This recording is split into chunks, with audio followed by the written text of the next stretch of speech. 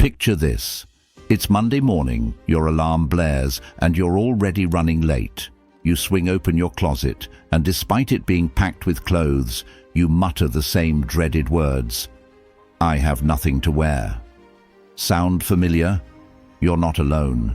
Whether it's the overwhelm of too many choices, or the pressure to look effortlessly stylish on a student budget, we've all been there. But what if I told you there's a way to never feel that stress again? A way to simplify your life, save money, and always feel put together. Bold claim, right? Well, that's exactly what we're diving into today. This video is all about building a minimalist wardrobe with just 5 essential pieces that every student needs. No fluff, no extras, just practical, timeless staples that'll work for any occasion. And here's the twist. We're not just talking fashion, we're talking freedom. Freedom from clutter, from decision fatigue, and from wasting money on trends that don't last.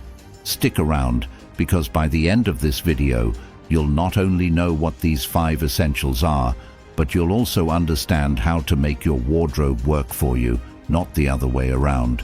So hit that like button, get comfy, and let's reimagine your closet, minimalist style. Number 1. The ruthless purge method. You know that feeling when you open your closet and it's practically bursting at the seams, yet you still can't find anything to wear? It's like standing in front of a vending machine stuffed with options, but somehow nothing seems right. Well, let me tell you, that ends today. We're about to dive into a method that's bold, a little unconventional, and maybe even controversial. But trust me, it works. It's called the ruthless purge method, and if you stick with me for a few minutes, you'll see why it's the ultimate game changer. Now, I know what you're thinking. Ruthless? Isn't that a bit much? I mean, what if I need that sweater I haven't worn in 2 years? Listen, I get it. We've all been there, clinging to clothes that are more about memories than utility. Maybe it's the jeans you've been promising yourself you'll fit into again, or the shirt you bought on sale because it was too good a deal to pass up. But here's the truth. 80% of what's in your wardrobe is just taking up space, physically, mentally, emotionally. And that's where the ruthless part comes in. This method is simple. If you haven't worn it in the last 3 months, it goes. Period. No exceptions for just-in-case outfits. No excuses for it might come back in style. If it doesn't fit, flatter, or bring you joy right now, it's out. You're not keeping your closet. You're curating it. Think of yourself as the editor-in-chief of your wardrobe, making deliberate choices about what earns its place. Yes, it might feel extreme, but that's the point. You need to clear the clutter to make room for what actually matters.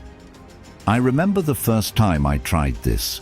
I was staring at my overstuffed closet, feeling overwhelmed and slightly guilty about how much I had accumulated. So I grabbed a box, set a timer for 30 minutes, and went to work. The process felt brutal, letting go of that shirt I wore on my first date, the dress I swore I'd wear to a wedding someday. But you know what? By the end of it, I felt free. I could see everything I owned, and for the first time in years, I loved every single piece. This isn't just about tidying up. It's about reclaiming your mental space. A clutter-free closet equals a clutter-free mind. Imagine waking up and knowing exactly what to wear, because every single item you own fits, flatters, and feels like you. No more decision fatigue, no more morning chaos. It's empowering, it's liberating, and frankly, it's something we all deserve. So here's my challenge to you. Be ruthless. Grab a box, set a timer, and start purging. Don't overthink it. Don't hesitate. Just do it. Because at the end of the day, this isn't just about your wardrobe. It's about taking control of your life. And trust me, there's no better feeling than that. Number 2, the one color fits all. Strategy. Let me ask you something. Have you ever looked at your wardrobe and thought, Why do I have so much stuff but nothing to wear? It's frustrating, right? You're standing there, drowning in options, yet somehow still feeling stuck. Well, what if I told you there's a way to eliminate that stress entirely? No more wasted mornings, no more overthinking outfits. It's a little unconventional, maybe even controversial, but it's called the one-color-fits-all strategy. And trust me, it might just change the way you approach your wardrobe forever. Now, I know what you're thinking. One color? That sounds boring. I get it. You're imagining a closet filled with endless black or beige, and it feels dull. But hear me out. This strategy isn't about stripping away your personality. It's about creating a foundation that works for you, not against you. Picture this. Every single piece of clothing you own matches every other piece.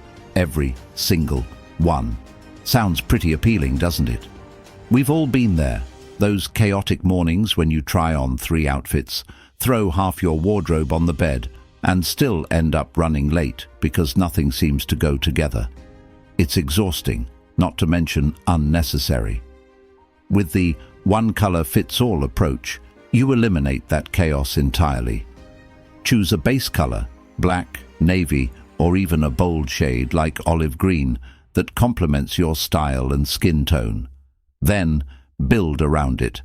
Every shirt, pair of pants, jacket, and accessory seamlessly works together, making it almost impossible to get it wrong. I started doing this during a particularly hectic time in my life. Between juggling work, classes, and social commitments, I couldn't afford to waste mental energy on outfits. I decided to go with navy. It's versatile, looks sharp, and doesn't show stains easily. An underrated perk, by the way. I pared everything down, sticking to just a few high-quality pieces in my chosen color. At first, it felt strange, like I was giving up a part of myself, but within a week, I realized how much mental clarity it gave me. I stopped second-guessing my choices. I looked put together every day without even trying. The beauty of this strategy isn't just in its simplicity, it's in how it makes you feel. You're no longer overwhelmed by clutter or paralyzed by decisions. Instead, you're confident, focused, and ready to tackle the day. This is about reclaiming your mornings, your energy, and your peace of mind. And let's be real, if Steve Jobs and Mark Zuckerberg could rock the same look every day and still change the world, why can't you? So here's my challenge. Pick your color. Start small, maybe with just a few core pieces, and see how it feels. Yes, it's unconventional. Yes, it might take some adjustment. But trust me, once you embrace the one-color-fits-all strategy, you'll wonder why you didn't do it sooner. Because at the end of the day, it's not about having more, it's about having better. And that's a strategy worth trying. Number 3, the 2-outfit challenge. What if I told you that for one whole week, you could survive with just 2 outfits? Sounds crazy, right? Maybe even impossible. But hear me out. This isn't about deprivation or some extreme minimalism trend. It's about clarity. It's called the 2-outfit challenge, and it's not just a wardrobe experiment. It's a mindset shift. Trust me, by the time we're done, you'll see your clothes, and maybe even yourself, in a whole new light. Let's be real. How many times have you stared at your overflowing closet, feeling like you have nothing to wear? We've all been there. You try on one outfit, then another and another, until your bed looks like a laundry explosion. And for what? To end up wearing the same hoodie and jeans you always fall back on. It's exhausting. The 2-outfit challenge is here to cut through all that noise.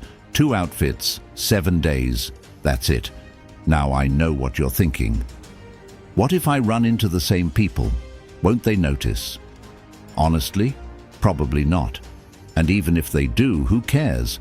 The point isn't to impress anyone. It's to figure out what you really need. By limiting your choices, you'll start to see what actually works for you. What's comfortable, versatile, and makes you feel good. Plus, it's a low-stakes way to confront the clutter we've been conditioned to think we need. I tried this challenge last year when I was moving apartments and living out of a suitcase. I had one pair of black jeans, a white t-shirt, and a light jacket. At first, it felt weird, like I was stuck in a fashion Groundhog Day. But by day 3, something clicked. I realized I didn't miss my other clothes. I wasn't wasting time deciding what to wear. And guess what? Nobody noticed or cared that I was repeating outfits. The whole week felt lighter, not just my wardrobe, but my mind too. This challenge isn't just about simplifying your wardrobe, it's about simplifying your life. It's about taking a step back and asking yourself, what do I really need? You'll find that the answer is usually a lot less than you think. And when you realize that, you start to feel more in control, not just of your closet, but of your choices. This is about reclaiming your time, your energy, and your confidence. So here's my challenge to you. Pick 2 outfits and stick to them for 1 week. Pay attention to how you feel, what you miss, what you don't. And remember, this isn't about perfection, it's about discovery. By the end of the week, you'll not only have a clearer wardrobe, but a clearer perspective on what really matters. Simplify your closet, simplify your life. And who knows, you might just find that less really is more. Number 4, brand boycott for basics. Let's start with a question. What if I told you that the biggest obstacle to finding your style isn't your budget, your body type, or even your closet? It's the brands you're loyal to. Shocking, right? But stick with me here. This isn't about trashing every label out there. It's about challenging the idea that brands define your worth or your style. I call it the brand boycott for basics. And no, this isn't about cutting up your logo tees. It's about breaking free from the trap of overpaying for names that don't add real value to your wardrobe or your life. You know how it goes. You walk into a store or scroll through your favorite website, and before you know it, you've bought another overpriced hoodie or pair of sneakers. Not because you love it, but because it has the logo. We've all been there. I mean, it's everywhere. Advertisements, influencers, friends rocking the latest drops. It's easy to feel like you need those big-name brands to belong or look good. But here's the thing. None of those things truly matter when it comes to creating a wardrobe that works for you. The brand boycott for basics is about stepping back and asking yourself, does this piece of clothing serve me, or am I serving the brand? Strip away the label and look at the basics. What do you actually need?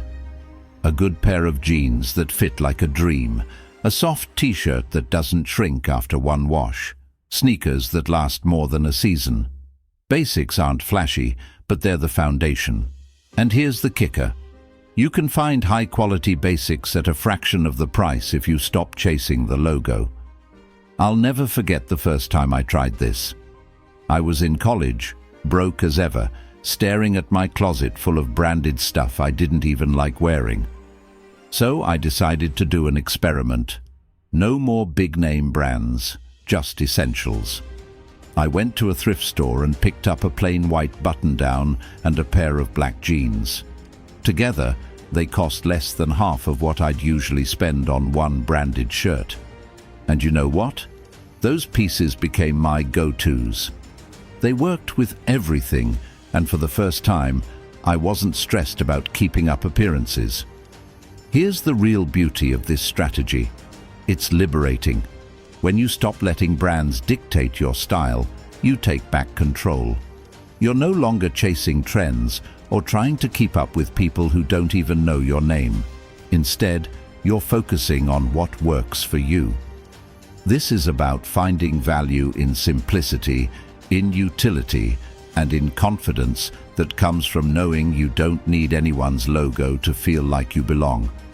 So here's my challenge for you. The next time you're tempted to splurge on a brand name, pause. Ask yourself if it's worth it, or if there's a better, simpler, and more affordable option that aligns with what you truly need. Because this isn't just about saving money, it's about redefining value your way. Break free from the labels, own your basics, and remember, the best version of you doesn't come with a price tag. Number 5. The borrow, don't buy rule. Have you ever found yourself staring at something you want to buy, knowing deep down you'll only use it once or twice? Maybe it's a fancy kitchen gadget, a power tool, or even a dress for that one special event. You stand there debating, convincing yourself it's an investment. But let's be honest, how many of those investments end up collecting dust in the corner of your closet or cupboard? That's where the borrow, don't buy rule comes in. And trust me, it's about to change the way you look at your spending habits. Now, you might be thinking, borrow? What am I? A teenager asking my neighbor for their lawnmower? But hear me out. We live in a world overflowing with things, and most of the time, we don't need to own something to benefit from it. Think about it. Do you really need to buy a $200 toolkit for one DIY project when your friend or neighbor has one sitting in their garage? Or spend money on a designer bag for a wedding when your cousin already has one you could borrow? We've all been there, buying something because it feels convenient or because society convinces us that ownership equals success. But the truth is, it's just more stuff weighing you down, financially and mentally. Borrowing isn't about being cheap, it's about being smart and resourceful. It's about saying, I don't need to own this to enjoy its benefits. I learned this lesson the hard way. A couple of years ago, I decided I needed a fancy camera for a trip. I convinced myself it would be a game changer. I spent hours researching, finally dropped a small fortune on it, and guess what? I used it exactly 3 times before realizing my phone camera was more than enough. That camera still sits in a drawer, mocking me. The worst part? My friend had the same camera and would have gladly lent it to me for the trip. That was my wake-up call to embrace the borrow, don't buy rule. The beauty of this rule isn't just the money you save, it's the freedom you gain. You're no longer tied down by things you don't need or use. Plus, borrowing builds connections. It's a reminder that we're all part of a community. Asking to borrow something is a simple human way of saying, hey, I trust you, and I'll take care of this.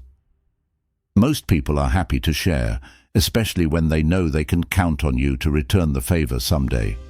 This isn't about borrowing everything all the time. It's about being intentional.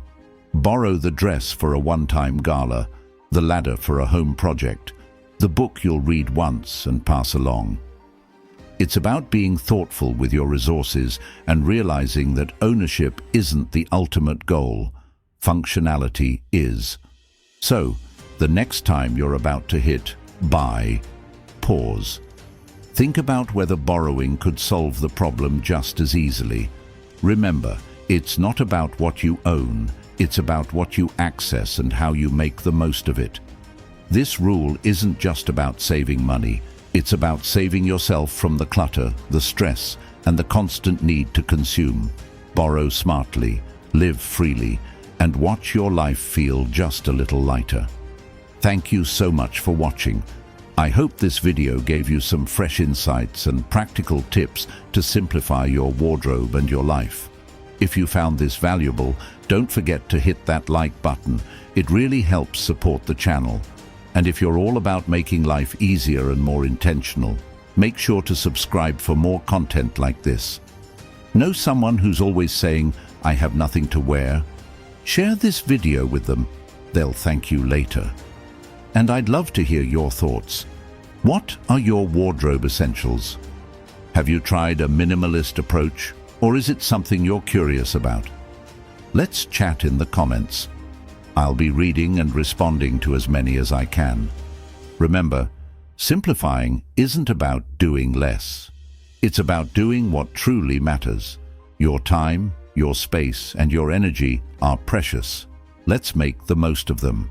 Until next time, stay confident, stay intentional, and remember, less really is more. See you in the next video.